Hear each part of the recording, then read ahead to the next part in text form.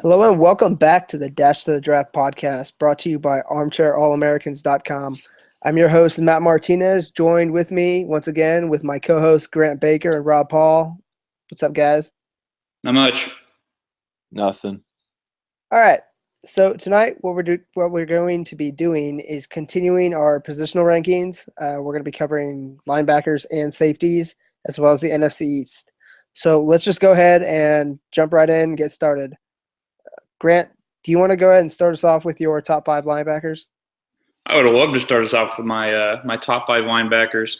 So the first two are pretty much consensus at this point. My number one is going to be Reuben Foster out of Alabama. He's a really hard hitter, which I like. He packs thunder in his shoulder pads, really makes you pay over the middle. He's pretty good in coverage. He's a really nice athlete. He's got good straight line speed. He can change directions pretty well. So from a coverage perspective, I think he can really play all 3 downs. My big problem with him as far as his game tape, he's got a really slow first step. A lot of times he looks indecisive. Because of that, he can get blocked by guards on you know what? I'm going to start over on Reuben Foster because I just totally blanked right there, all right? Yeah, no worries. All right, my bad, guys. What was I going to say on – I'll figure it out. So my first linebacker is Reuben Foster out of Alabama. He's a really hard hitter. He makes you pay over the middle of the field if you're going to run at him. He's also very good in coverage. He's got good straight line speed. He changes directions really, really well. I do have 2 questions about him. My first one is his slow first step. He's not very decisive whenever he's playing the middle of the field. Sometimes he takes too long to diagnose what's happening, and because of that, he can be taken out of the play.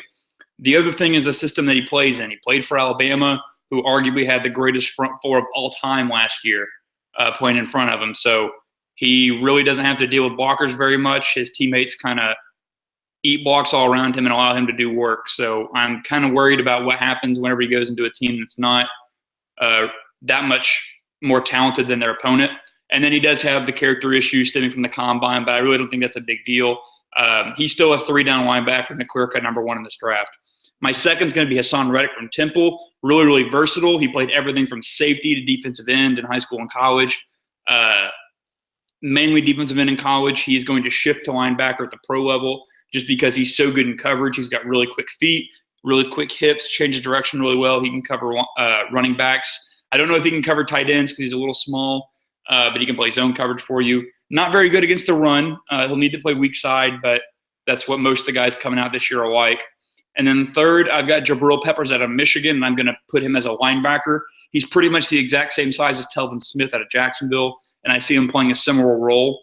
The problem with Peppers is he can't get off blocks, and he's not great in coverage.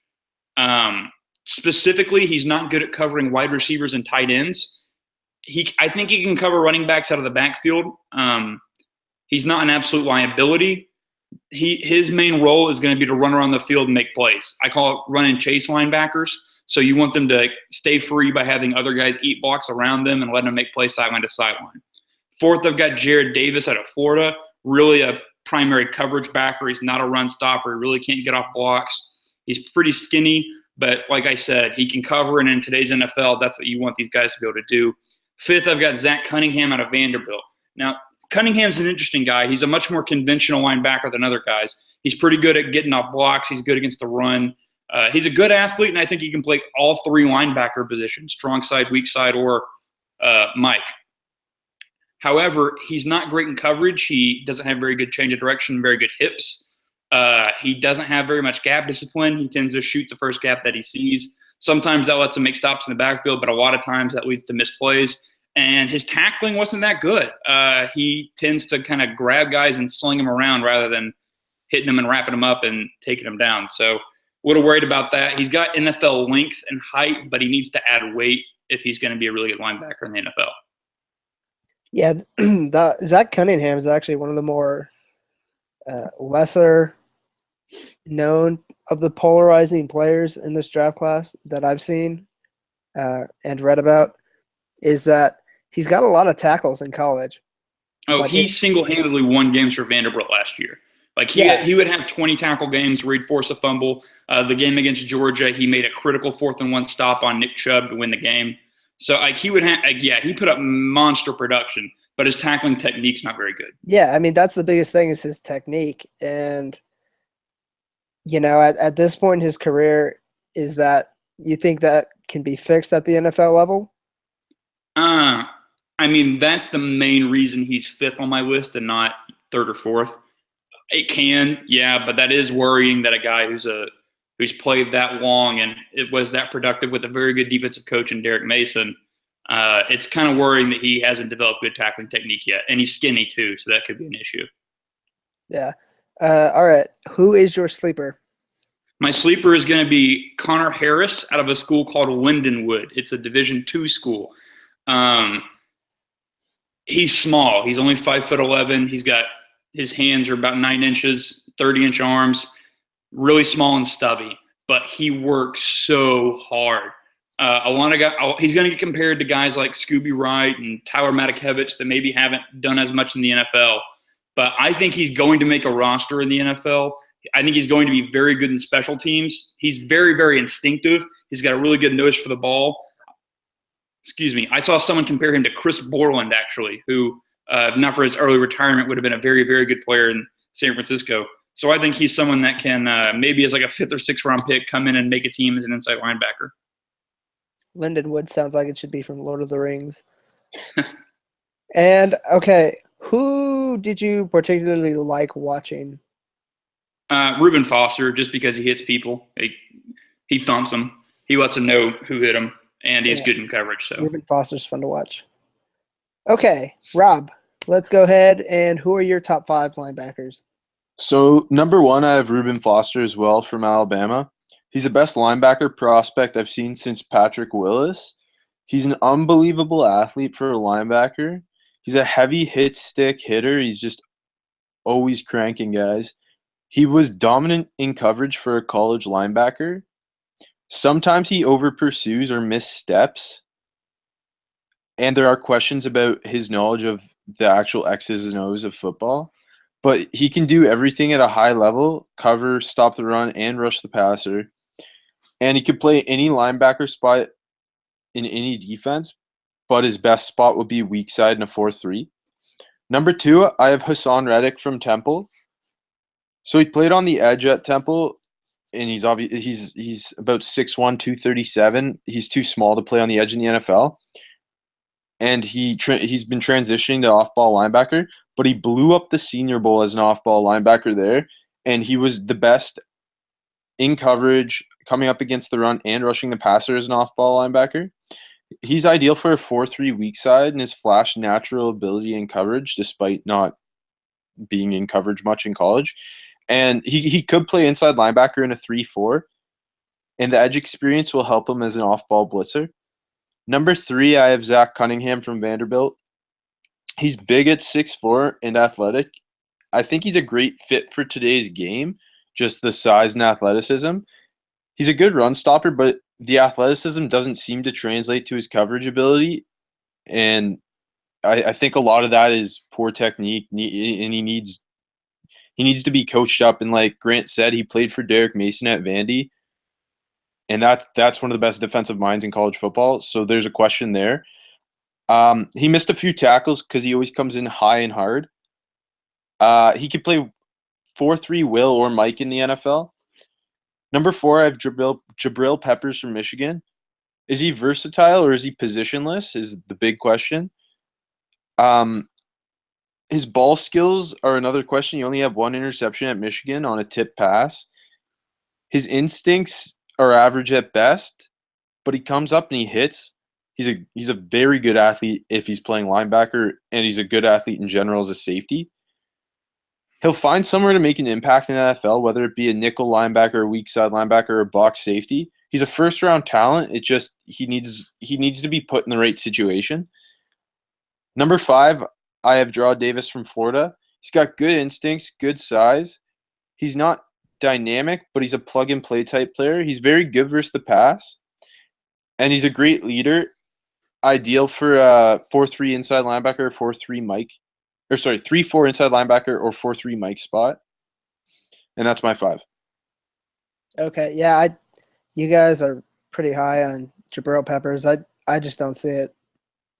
Rob, real quick, you said that Foster is the best linebacker prospect you've seen since Patrick Willis. I'm guessing you are taking into account the injuries from Jalen Smith and Miles Jack last year. Yeah, Jalen Smith was probably better than Patrick Willis. On tape for me, Jalen Smith was like, he had octopus arms. He was all over the field. He made every tackle. Jalen Smith, had he not been injured, would be a borderline all-pro as a rookie. For me, he and Jack both were – I had never seen anything like them because on one play they would play middle linebacker, shed a block, and stop the run. And then the next play, both of them had the capability to line up on a slot receiver and take away a slot receiver in coverage. But I just wanted to clarify that. Jack's the most versatile linebacker I've ever seen. He was at UCLA. He played cornerback at times. It was and running back, yeah. Insane. Yeah, those two are. I really wish neither got hurt because man, they have mad talent. You guys just haven't seen Patrick Mahomes play linebacker. All right, moving on to safeties. Rob, why don't you do your top five? Matt, I got to do my sleeper still. Oh shit, my bad. No worries. Okay. All right, and who was your sleeper, Rob? So by chance, I also had Connor Harris from Lindenwood. He flashed at the Senior Bowl. He was going sideline to sideline, making an impact. And he comes out of the tiny Division II school, but he dominated and is the all-time leading tackler in NCAA history. And I think his effort and tackling ability make him a special teams dream. Grant previously touched on it. He'll make a roster because of how hard he plays. Okay, and who did you enjoy watching their tape the most? That was a weird phrasing, but all right. The easy choice here is Reuben Foster. He flies all over the field, lowering the boom. He's also just so good in coverage that you wouldn't expect from such a big hitter, and he does everything so well. Okay, and all right, so let's move on to safeties, and this is one of those really deep areas of the class. The safety class is pretty loaded with talent. So, Rob, why don't you go ahead and give us your top five? So, my number one safety is Malik Hooker out of Ohio State. He's got elite range, elite fluidity in his hips, and his feet are elite. His instincts are elite. He's the ideal deep safety.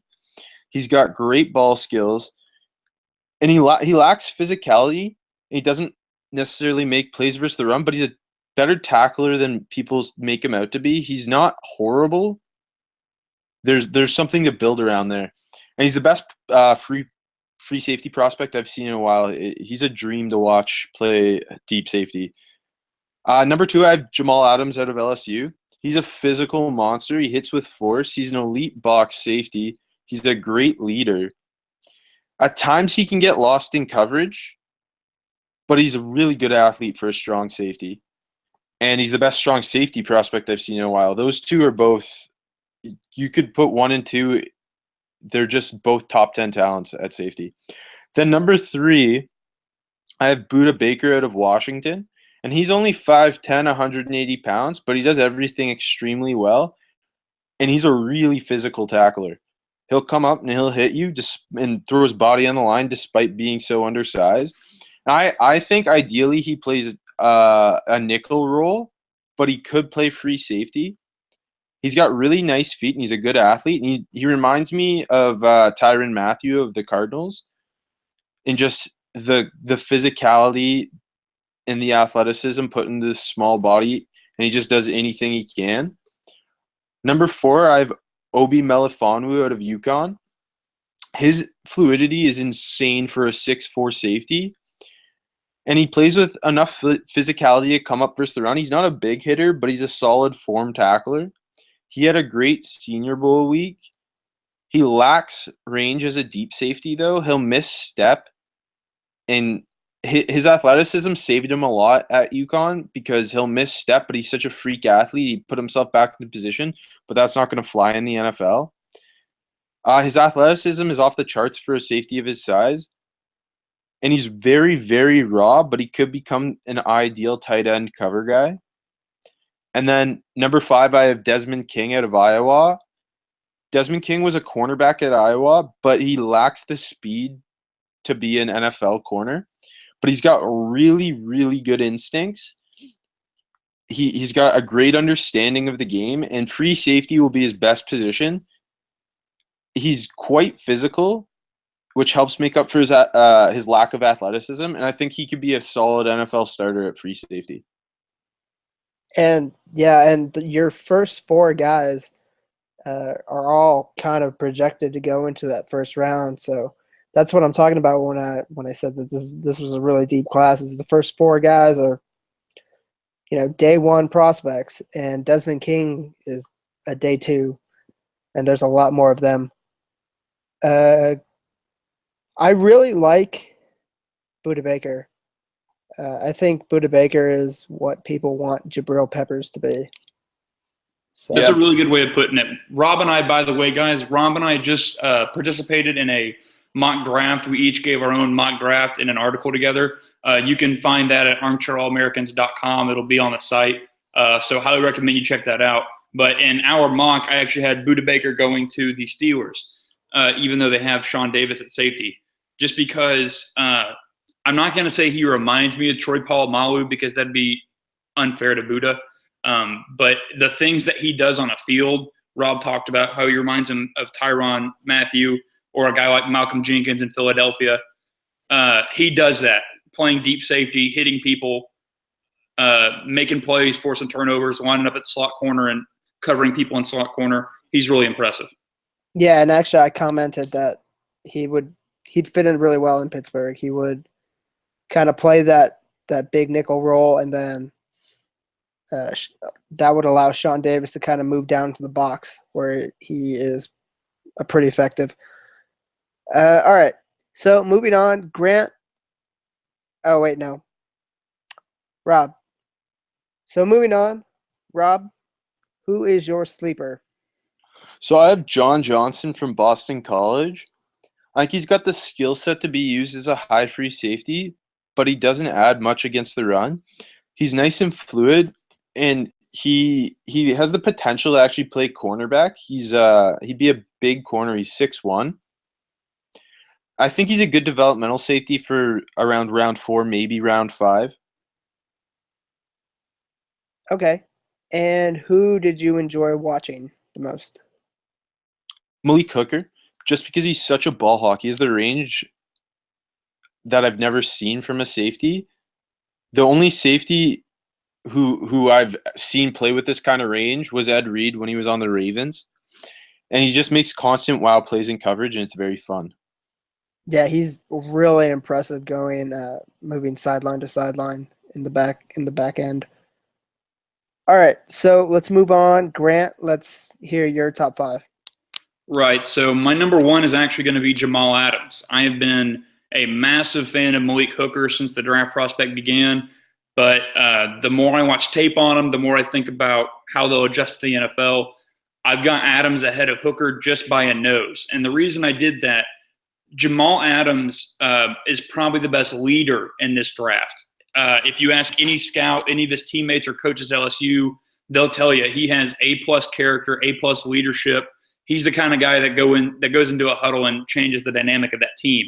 He also reportedly ran 4.33 at his pro day. And if that's true, that's absolutely absurd, because he is a very solid tackler as a box safety. He's got a really high football IQ. He can play high or low, even though he's better in the box. Really, the best way I can tell you how good Jamal Adams is, I have Malik Hooker second, and the only guy anyone can ever think of in the history of the NFL that is anything like Malik Hooker is Ed Reed. And yet I still have Jamal Adams ahead of Malik Hooker. So these two safety prospects are ridiculous. They're both in the top 4 whenever I do my big boards. Probably top 3, 2 and 3, or 2 and 4, 3 and 4. They're just absurd. So if they fall out of the top 5, someone's going to get absurd value. My number 2 guy, like I said, Malik Hooker. Rob touched on it. Elite, top of the line, range, instincts, and ball skills. All 3 of those things, particularly the ball skills. Just absolutely absurd. You want somebody to play cover 3 free safety? He is the ideal prospect for that. He's a hard hitter. He's not a bad tackler. His problem is he kind of goes into WWE wrestler style where he tries to charge in from 15 yards downfield and just lay the smackdown on a dude and then walk away strutting and flexing every muscle on his body, when he needs to realize that if he just wraps up, he'll be much more successful. It's not a huge problem. There are a lot of guys that can come into the league like that. Most notably, Carl Joseph last year was the same way. You can coach that pretty easily. Third, I've actually got Obi Melifonwu. 6'4", 224, 4.4 40 time, 44-inch vertical. That's ridiculous. That's absolutely absurd. He reminds me of another guy that came out of UConn a couple of years ago who was kind of obscure until the combine and then snuck into the first round, and that's Byron Jones, who Dallas drafted at the end of the first round and has kind of become their tight end eraser. So in the modern NFL with all these freak of nature tight ends that are 6'6" and 4.4 40s, you need a big guy that's an amazing athlete to take that away. I see the same thing with Melifonwu. I know scouts are thinking of converting him to corner. He probably is going to be a pretty good corner if he does that. But selfishly, I kind of want to see him as a free safety just because I want to see somebody that big and that fast play in the back end of defenses and make plays over the field. He's raw. He needs to learn the game a little bit more, but ridiculous upside. Fourth, I've got Budda Baker. The guy that I just compared to Tyrann Mathieu and Malcolm Jenkins is fourth on my safety list. That's ridiculous. He's undersized. I think he's 5'8", 205 or something like that. But he's a really good athlete. He can play in the slot. He can play deep safety. He can play box safety. He's a really effective blitzer because he knows how to disguise his coverage. He can read route concepts really well. He's going to be a good player in the NFL. And then fifth, I've actually got Josh Jones at North Carolina State. 6'1", 220, 4.4 40 time, 37.5-inch vert. Not as ridiculous as Obi Melifonwu, but still super duper athletic. He's pretty versatile. You can play him up high. You can play him down low. He is really, really aggressive. Sometimes it's a good thing because he just flies into tackles and makes plays. Sometimes it's a bad thing. Kind of like Hooker, he can overrun tackles. He can miss tackles because he's trying to make the big play. He's got to improve his coverage recognition. But with the ability to play deep safety or to come up against the run, I think if you want to run a too-high defense like Minnesota or what Oakland's shifting to, I think he'd be a really good fit. Yeah, I'm pretty surprised that you have Jamal Adams over Malik Hooker. It's a really difficult decision. I think the problem is Adams is better against the run than Hooker, but Hooker's better in coverage than Adams. But I would say that I lean towards Adams when you combine both of those things. Yeah, I think Adams has a higher floor. That's also true. Malik Hooker's more – if he reaches his potential, he could be amazing. Amazing. You know. And all right, so who's your sleeper? So my real sleeper is going to be Josh Harvey Clemens out of Louisville, another height, weight, speed guy, 6'4", 220. He's got some character issues, some off-the-field stuff. He's probably going to be a 4th or 5th round pick, but he's another one of those guys, 6'4", 220, really good athlete. So look out for him. But I've also kind of got another guy, and the reason I thought of this is because Rob moved Desmond King to safety in his rankings. Marlon Humphrey is a corner out of Alabama. He's really physical. He's a track star. He's got 4.4 speed. He's 6 foot, lanky. I think if you move him to free safety, he's also phenomenal at reading route concepts.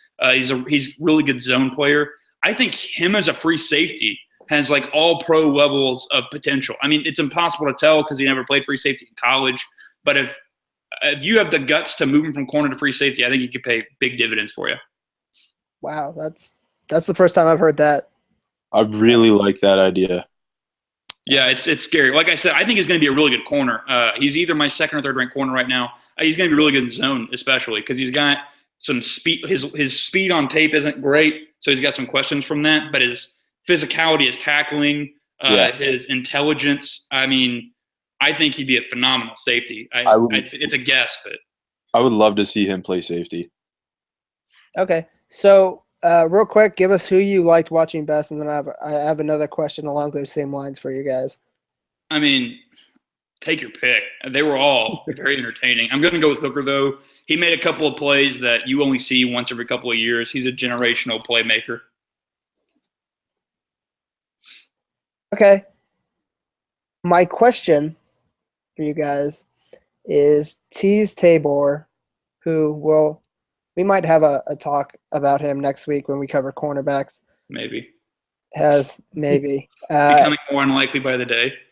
Yeah, he was recorded as having a what were they? He was in the 4.6s and the 4.7s. His At pro day was a 4.74.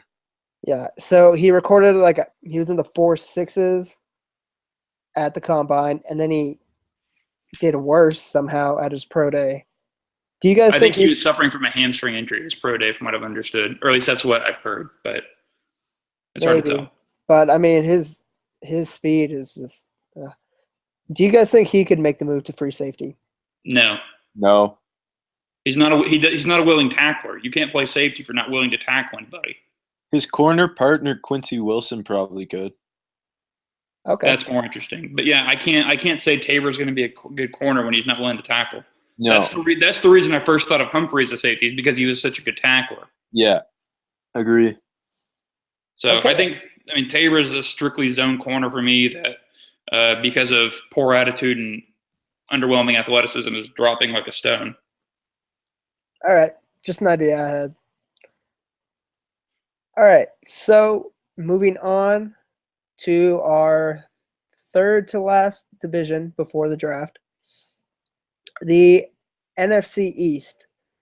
The NFC East is the Eagles picking at 14, Washington picking at 17, Giants picking at 23, and the Cowboys picking at 28. So, Grant, why don't you go ahead and start us off with your best fit for the Eagles? So when Rob and I did our aforementioned mock draft, we both had Dalvin Cook falling to the Eagles at 14. And I really like that because not only is he a guy that can run the ball in first and second down, he's also going to be a really good receiving target on third down. And we know Carson Wentz needs that. So Philadelphia really badly needs a playmaker. Their offensive line, when healthy, is pretty good. They've got some pieces on defense. They need help at corner especially. But I think they can wait till round 2 on corner or safety if they wanted to take another one next to Malcolm Jenkins. Maybe an edge rusher as well. But I think Dalvin Cook would be a really good pick for them in the first round. Okay. And what about you, Rob? So I know there's the increasing off-field concerns about Dalvin Cook, but he's just such a great fit for the Eagles. And their head coach, Doug Peterson, had Jamal Charles as his running back in Kansas City when he was OC. And Cook is Charles 2.0. He would just fit Philly perfectly. He would take a ton of pressure off Carson Wentz. And Cook can be dynamic in the offense with his elusive running and his playmaking as a receiver. It's a match made in heaven, and I really hope it happens. All right. And see, I've seen a lot of people mocking Christian McCaffrey to the Eagles and not Dalvin Cook. Although I think a lot of that has to do with Dalvin Cook probably going before the Eagles. I don't Or know, the but I know I've characteristics. seen Christian McCaffrey mocked to the Eagles a lot. Well, I mean, McCaffrey is similar in that he can catch the ball out of the backfield really well. I'm just worried about McCaffrey as a first and second down back. I'm not worried about Dalvin Cook as a first and second down back. Same here. Yeah, in between the tackles. Okay, yeah, and the Eagles were kind of hard for me. Uh, I I think Dalvin Cook would be a good pick for the Eagles. Um, I don't even know how I could try to be different with this because Corner. They could use a corner I mean, yeah, they could, really bad. but I mean, like you said, they could easily wait till the second round. And if Dalvin Cook is there, I would definitely take Dalvin Cook. So, all right, moving on to Washington at 17. Rob, who do you have? So Washington really needs to address their defense with their first round pick. And I know Malik McDowell isn't the most popular name, but his potential in Washington, to me, it's big. And apparently he's a headache in the locker room. He's got a bad attitude, and his motor on tape isn't great. But if Washington can get him around guys like Trent Williams and Ryan Kerrigan and get him to commit, the sky's the limit. He's a athletic freak for a 5 tech, and he could just make, he's Malik Jackson to me, and he can make huge plays rushing the passer. He just really needs to get himself together and needs to be around the right guys. And I know Grant doesn't love this pick because McDowell's such a worry attitude-wise, but he's just such an athletic freak, and I wish I didn't like him as much as I do, but you know. Yeah, no, he's definitely worrisome when it comes to his personality. That's an understatement. Yeah, for Yeah, real. he's a bit of a head case. All right, Grant, what about you? So on the McDowell thing, McDowell's a top 10 talent. The Malik Jackson comparison's really good. 6'6", really athletic, can get after the quarterback. To me, this happened last year. Almost the exact same thing with Robert Nkemdiche, right? Top 10 talent, Yep. bunch of off the field concerns, both about his motor, about marijuana, character. Fell all the way to the end of the first round. Didn't do hardly anything his rookie year. I would not touch Malik McDowell in the first round. Sorry. Even though Washington desperately needs to upgrade that defensive line specifically, I can't do McDowell. I'm going to say Taco Charlton. I think he can play 5 tech in a 3-4. It would not be ideal for him. He might be better as a 3-4 outside linebacker across from Ryan Kerrigan. But I can't do McDowell in the first round. I just can't do it. He scares me too much. All right, yeah, and Washington's another kind of difficult team to look for. I think if they thought they could handle his personality, I think Malik McDowell would be great. It's also keep in mind talent-wise. that's also a very dysfunctional organization. Yeah. So I mean, but if they think they can handle it, then They're so dysfunctional, they probably think they can handle it. exactly. That's what I'm worried about. They think they'll be able to rein him in. He'll go there, and then he's going to have horrendous issues, suspensions, off the field stuff. He's never going to develop, and he's going to be out of the league in 4 years. That's what worries me. yeah. And I mean, they need defensive line help. Chris Baker was their biggest free agent on the defensive line, and he just left. So he was like the one free agent they couldn't afford to lose, and they lost him. Mm-hmm. So they definitely need help on the defensive line. I think they could go edge, depending on who's there. I think Taco Charlton. Well, I don't know how well Taco Charlton would fit into that defense, to be honest. He's ideally a 4-3 end. So you'd be kind of – I mean, but Joey Bosa last year, we thought he was going to be ideally a 4-3 end. He moved to a 3-4 end in San Diego. He did really, really well. So, I mean, I don't know if it'd be that massive of a change. I actually like the idea of Taco playing 5 tech. Yeah. I thought he could play 3 tech earlier in the year. I don't think that anymore, but 5 tech could definitely be a thing for him. I mean, unless they wanted to take like a replacement for Deshaun Hall. Or the other option, D'Angelo Hall. D'Angelo Hall. If they're going to move on from Kirk Cousins, which would be really stupid, really stupid. But I'm not going to put it past them. If they trade him to San Francisco or Lord knows where, then they might take Trubisky, which would be an awful pick. But if they're not willing to sign Kirk Cousins long term, you might as well try to get something out of him.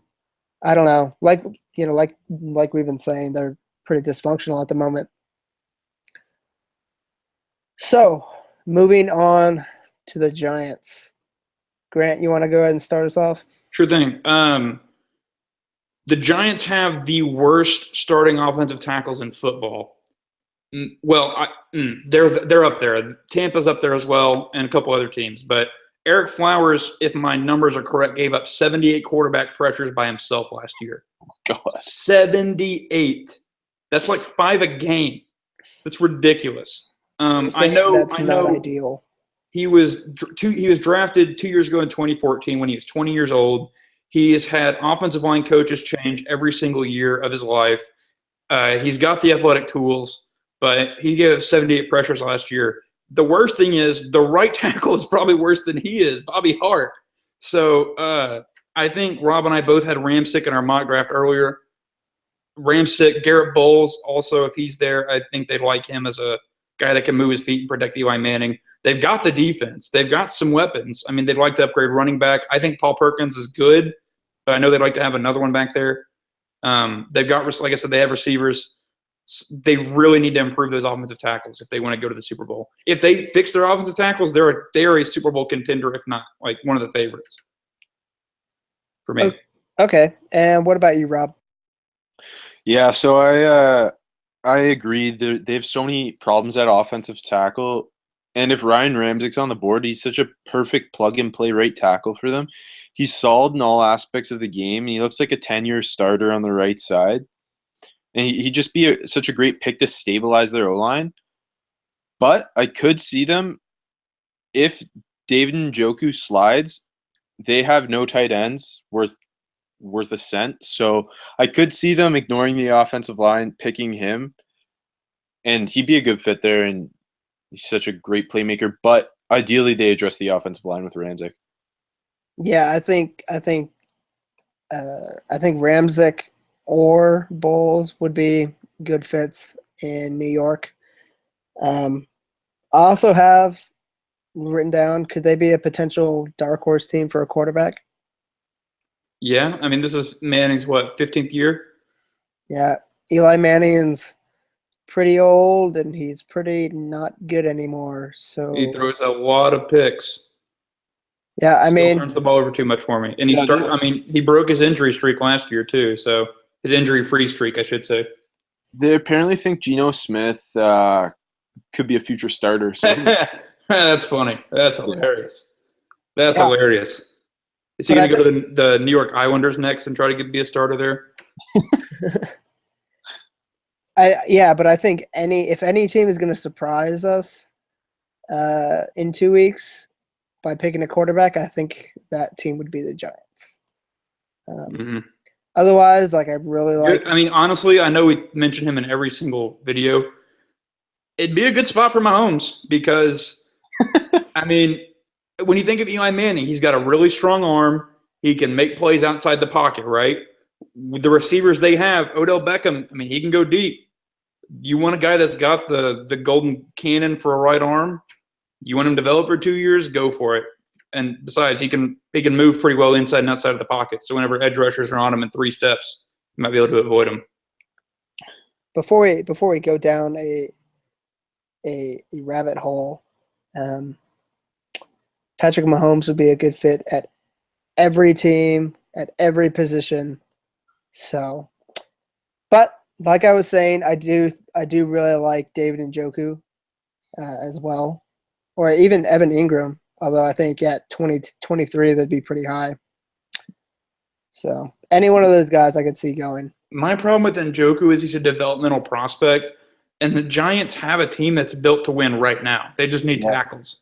So getting Ramczyk as the plug-and-play right tackle and crossing your fingers and throwing up a Hail Mary, hoping that Eric Flowers develops, is your best hope. That's why I think Ramczyk. If Bowles is there as well, I'd still take I have Bowles ahead of Ramczyk in my rankings, but For New York, Ramczyk would be the better. Yeah, I agree with you.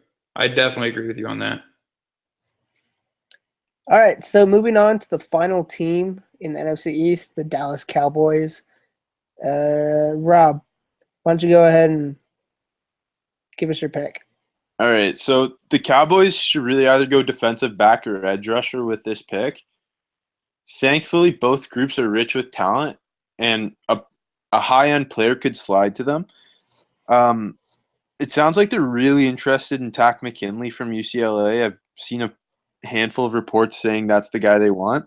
He's very raw and he needs a ton of coaching, but his athleticism and long arms are something they could build upon. So I could see him being a good fit there. Otherwise, if Jabril Peppers is on the board, I like him here. He can play strong safety for them and team with Byron Jones to make one of the most versatile starting safety groups in the league. Okay. And what about you, Grant? I would say edge rusher over corner for me because the Takk McKinley pick's really interesting. He's pretty polarizing as well. Some people have him as a top 12 player in this draft.